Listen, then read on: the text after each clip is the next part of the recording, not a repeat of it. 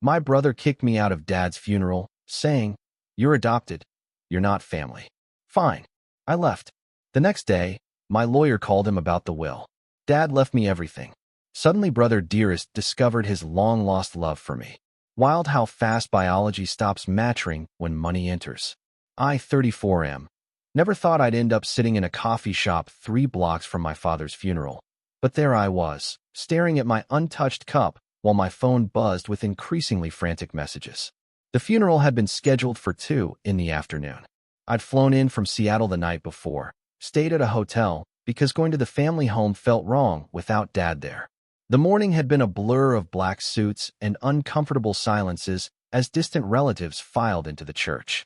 My brother had barely acknowledged me when I arrived, just a curt nod before he turned back to greeting guests who probably hadn't seen our father in years but suddenly felt compelled to pay respects. Everything fell apart during the family viewing, right before the service was set to begin. My brother had pulled me aside into one of those small rooms funeral homes have for grieving families. I thought maybe he wanted to coordinate who would speak during the service, or perhaps just share a moment of brotherly solidarity in our loss. Instead, he stood there with his wife beside him, her face set in that particular expression of practiced sympathy that fooled absolutely no one, and told me I needed to leave. The confusion must have shown on my face because he repeated himself, slower this time, as if I were simple.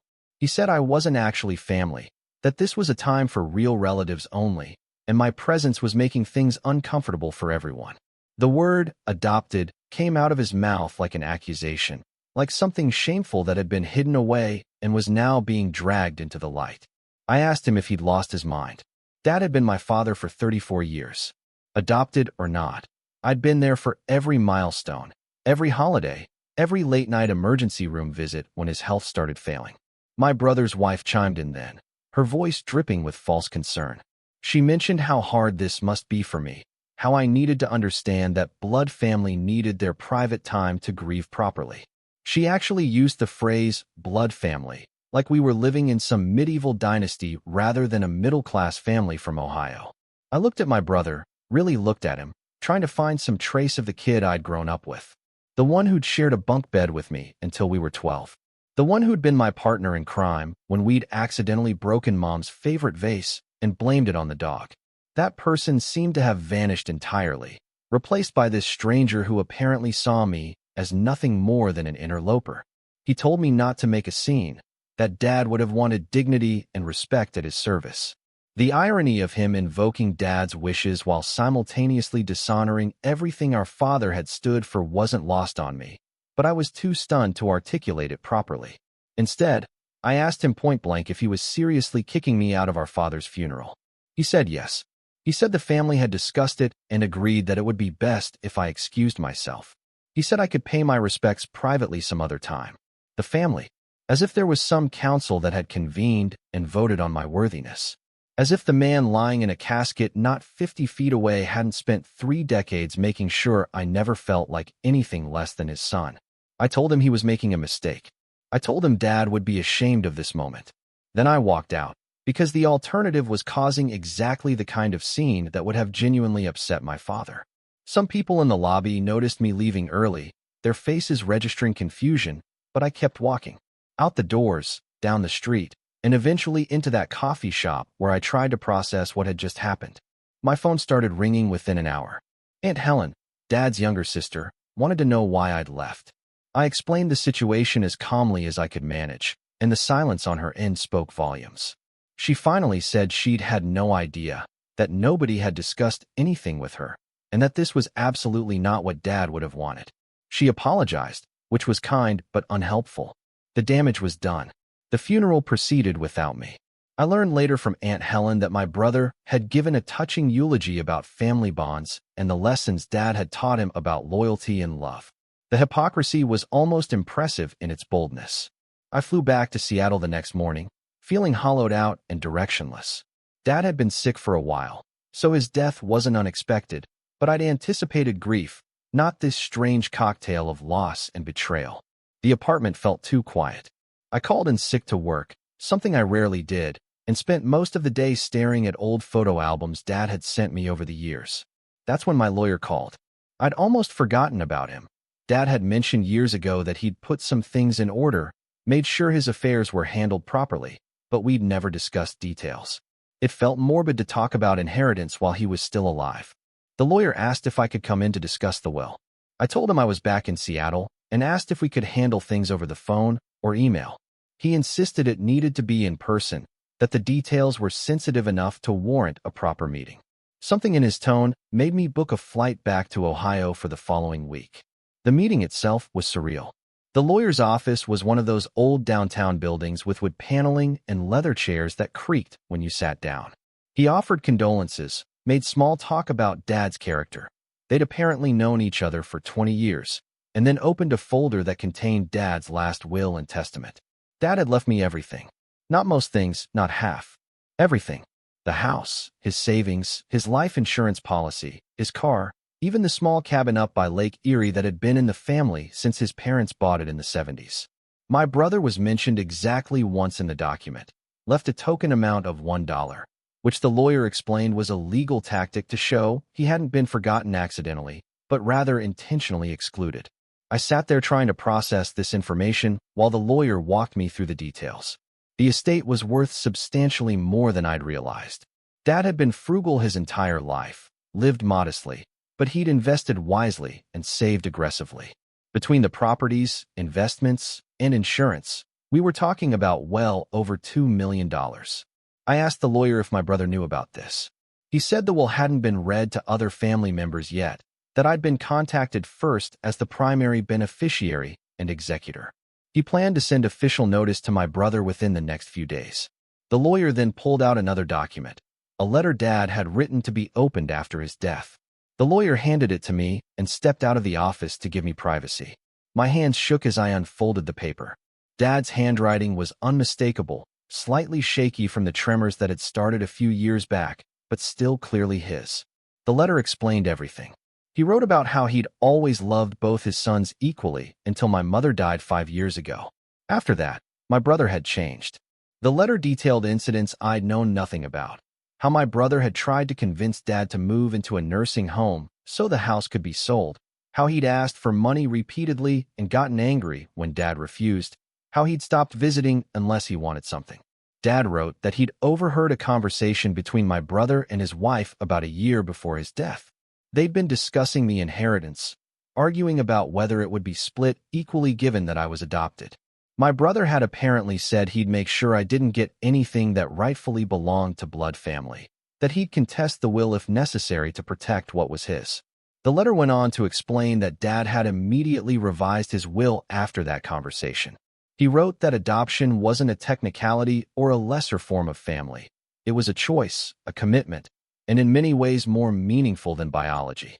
He said I'd proven myself to be his son in every way that mattered, while my brother had shown that blood alone doesn't make someone family. The last paragraph thanked me for the years of care, for the weekly phone calls even when life got busy, for flying out whenever he needed help with doctor's appointments or home repairs, for treating him like a father rather than an obligation. He ended by saying he loved me and was proud of the man I'd become. I sat in that office and cried for the first time since getting the news of his death. Not gentle tears, but the kind of sobbing that comes from somewhere deep and unexpected. The lawyer came back and eventually waited patiently while I pulled myself together and then explained the next steps. The will was ironclad. Dad had used an excellent attorney, anticipated potential challenges, and structured everything to be virtually uncontestable. The lawyer said he'd seen family members try to fight similar documents and fail spectacularly. The letter I'd just read would serve as evidence of Dad's clear mental state and explicit intentions. I flew back to Seattle again, this time with a briefcase full of legal documents and a head full of complicated emotions. Part of me felt vindicated. Dad had seen through my brother's behavior and acted accordingly. Part of me just felt sad that it had come to this, that family had fractured so completely over money and ego. My brother received the official notice 3 days later. I know because that's when my phone exploded with calls, texts, and voicemails. He wanted to talk, he said. There had been a misunderstanding at the funeral. He'd been under stress, not thinking clearly, and he deeply regretted how things had gone. His wife had been in his ear, he claimed, pushing him to say things he didn't mean. Family was what mattered most, blood or not, and he hoped we could move past this unfortunate incident. I didn't respond to any of it. Every message felt like a transparent attempt at manipulation, the desperation barely concealed under a thin veneer of brotherly affection. Where was this concern for family when he'd kicked me out of the funeral? Where was this understanding about the irrelevance of biology when he'd called me adopted like it was a disqualification? The voicemails became increasingly frantic. He needed to talk to me about Dad's estate, about making sure things were handled fairly. He suggested we split everything 50-50, the way Dad would have really wanted if he'd been thinking clearly at the end. He mentioned how expensive his wife's medical treatments had been, news to me, and how they were counting on this inheritance to get back on their feet. His wife left messages too, her tone shifting from syrupy sweet to accusatory and back again. She talked about Christian forgiveness and family unity, apparently forgetting her own role in the funeral fiasco. She mentioned their kids, my nieces who I'd barely seen in years, and how this money could secure their future. The emotional manipulation was so obvious, it would have been funny if it weren't so pathetic. Aunt Helen called to warn me that my brother had been contacting other family members, trying to build support for contesting the will. He was telling people I'd manipulated Dad in his final years, isolated him from his real family, and coerced him into changing his will. The story he was spinning bore no resemblance to reality, but he was telling it with enough conviction that some distant cousins were apparently buying it. I finally responded to my brother via email. I kept it brief and factual. I told him the will was valid and would be executed as written. I attached a copy of Dad's letter, the one explaining his reasoning, and suggested my brother reflect on the choices that had led to this outcome. I said I had no interest in reconciliation motivated by money, and that any further contact should go through my lawyer. The response came within minutes. He called the letter a forgery, said I'd probably written it myself or coerced Dad into writing it while he was on medication. He threatened legal action, said he'd tie up the estate in court for years if necessary, and accused me of being ungrateful for the family that had raised me. The message was unhinged enough that I forwarded it to my lawyer immediately. My lawyer was unsurprised. He'd apparently dealt with similar situations before and assured me the will would stand. He sent my brother a formal cease and desist letter regarding the harassment and explaining in legal terms exactly how little chance he had of successfully contesting the estate. The call stopped after that, replaced by a cold silence that somehow felt worse than the desperate pleading. Aunt Helen kept me updated on family gossip. Apparently my brother was telling anyone who'd listened that I'd stolen his inheritance, that the whole situation was a tragedy orchestrated by a manipulative outsider who'd never really belonged in the family anyway. The irony was almost funny. When Dad was alive and there was caregiving to be done, I was perfectly acceptable family. When there were medical decisions to make or someone needed to clean out his gutters or drive him to physical therapy, being adopted didn't matter at all. But put money on the table, and suddenly biology became paramount, the only thing that defined real family. I processed the estate over the following months. The house sold quickly, a young couple with kids who were excited about the big backyard and the neighborhood's good schools. Closing out Dad's accounts, transferring titles, handling all the minutiae of unwinding a life. It was exhausting and emotional, but also strangely meditative. Each task felt like a way of honoring Dad's memory and the life he'd built. The cabin I kept. It needed work, but it was where Dad had taken us fishing as kids, where we'd spent summer weekends swimming and building bonfires. Those memories belonged to me as much as to anyone, and I wasn't about to let them go. My brother made one final attempt at contact about 6 months after Dad's death. He showed up at my apartment in Seattle, having apparently flown out without warning. My doorman called up to ask if I wanted to see him, and I almost said no, but curiosity won out. He looked terrible. Weight loss, dark circles under his eyes, the kind of worn-down appearance that comes from sustained stress. He asked if we could talk, just for a few minutes, and I let him into the lobby rather than my actual apartment. He apologized for the funeral, for the things he'd said, for everything that had happened. He claimed he'd been dealing with financial problems I didn't know about, that stress had made him into someone he didn't recognize. He talked about their struggling marriage, mounting debts, and the pressure to maintain appearances while everything fell apart behind the scenes. I listened without interrupting, watching him try to thread the needle between apology and justification. He never quite admitted that his behavior was wrong in any fundamental way, just that circumstances had pushed him to act poorly. The distinction mattered. Eventually, he got to the point. He wanted to negotiate a settlement, something that would help him get back on his feet without the years of legal battles neither of us wanted. He suggested 20% of the estate, enough to clear his debts and start fresh. He talked about Dad's memory and what he would have wanted, about preserving family relationships for future generations. I asked him if he remembered the funeral, if he remembered calling me adopted like it was a disease, telling me I wasn't really family, kicking me out of our father's memorial service. I asked if he thought Dad would have wanted that, if that's what preserving family relationships looked like to him. He had the decency to look ashamed, though whether the shame was genuine or performative was impossible to say. He claimed he'd been poisoned against me by his wife, that she'd been insecure about my relationship with Dad and had planted seeds of doubt that grew into something toxic.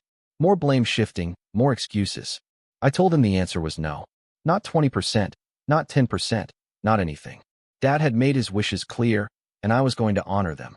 I suggested he focus on fixing his actual problems rather than chasing money that was never going to be his.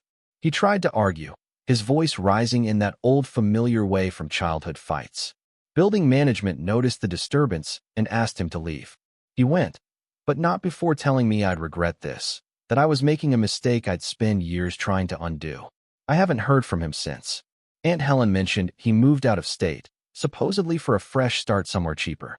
His wife filed for divorce about a year after Dad's death. Apparently, their marriage couldn't survive the financial strain and mutual recriminations over the inheritance debacle. I used part of the money to start a scholarship fund in Dad's name at the community college where he'd taken night classes decades ago while working full-time to support his family. The scholarship specifically supports non-traditional students, people returning to education later in life, or overcoming obstacles to better themselves. It felt like the kind of thing Dad would have loved, a way to help people who reminded him of his own struggles. The rest I invested conservatively, kept enough liquid to feel secure, and tried to build a life Dad would be proud of. I still visit the cabin a few times a year, sometimes bringing friends, sometimes going alone to sit on the dock and think about everything that happened.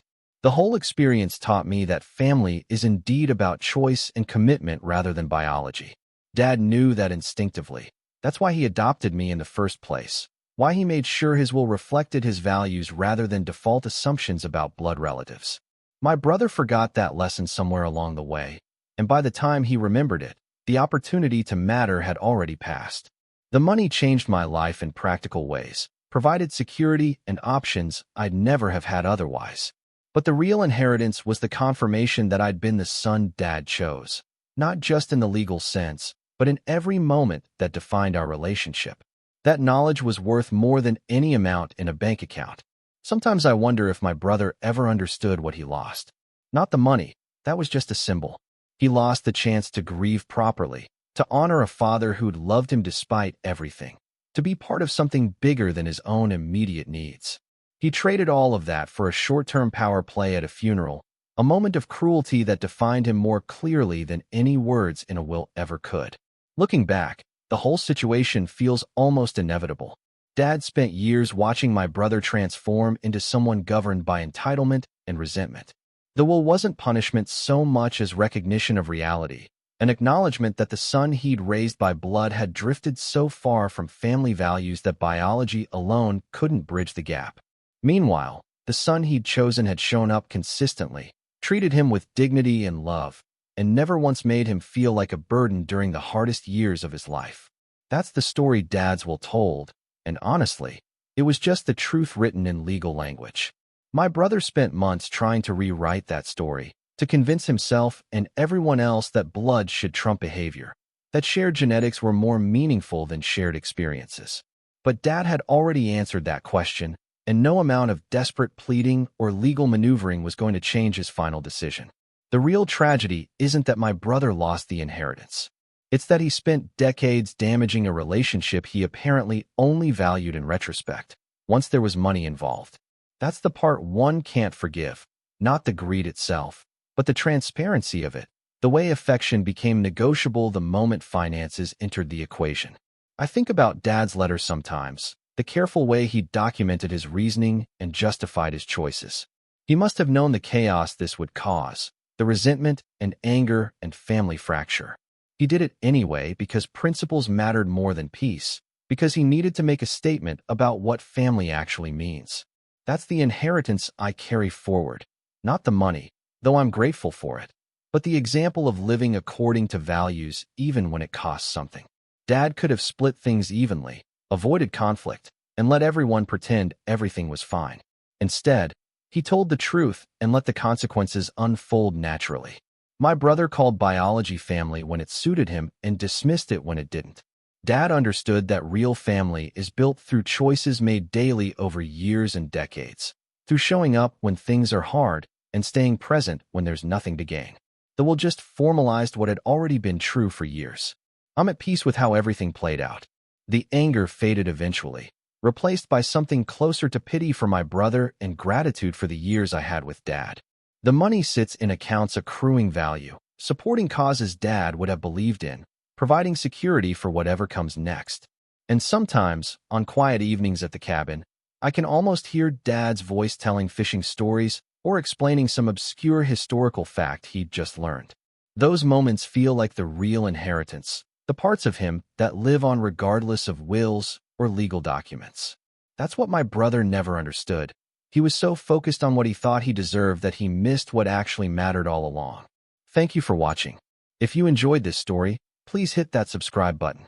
Don't forget to give it a thumbs up and share it with friends or family who might enjoy it too. Your support means a lot.